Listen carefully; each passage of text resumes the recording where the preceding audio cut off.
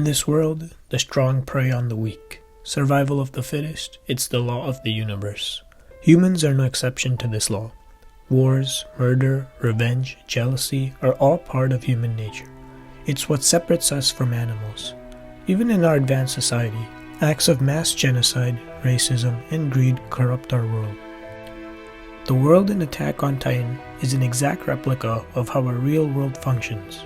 Ever since the first episode where Shiganshina is invaded, it is evident that the only way to survive was to fight. Kill or be killed.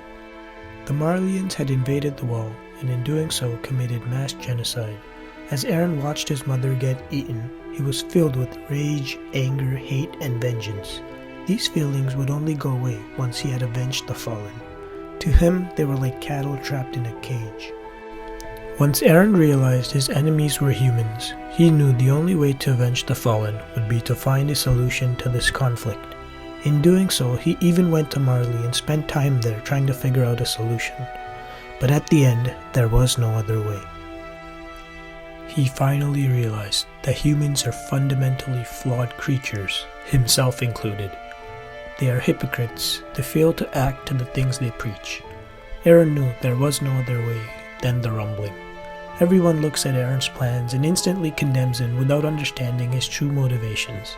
They expect him to become Naruto and use talk no jutsu, but that doesn't work in the real world. Humans fear what they do not understand, such being the Titan powers. There was no possible way for Eldia and the world to exist in peace. The only peace was when Paradis was within. The only peace they had was within Paradis, when King Fritz warned the world to leave the island alone.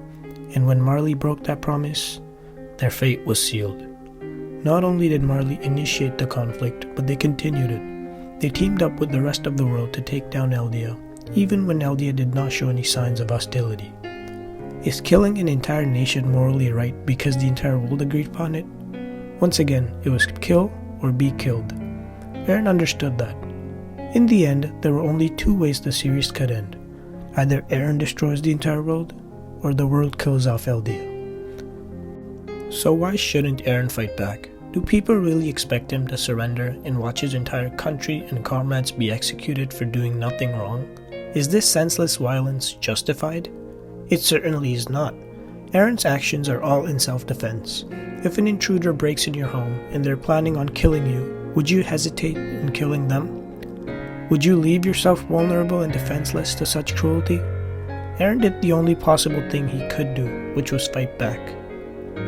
The world is a cruel place, because in the end, despite having stopped Eren, the world still decided to kill the island of Paradis, and all was lost. Everything that happened in Attack on Titan was meaningless. Eren did nothing wrong. He was a hero, he was the savior. He was the only one brave enough to realize and act for the survival of his people. It all boils down to survival, and Eren chose that.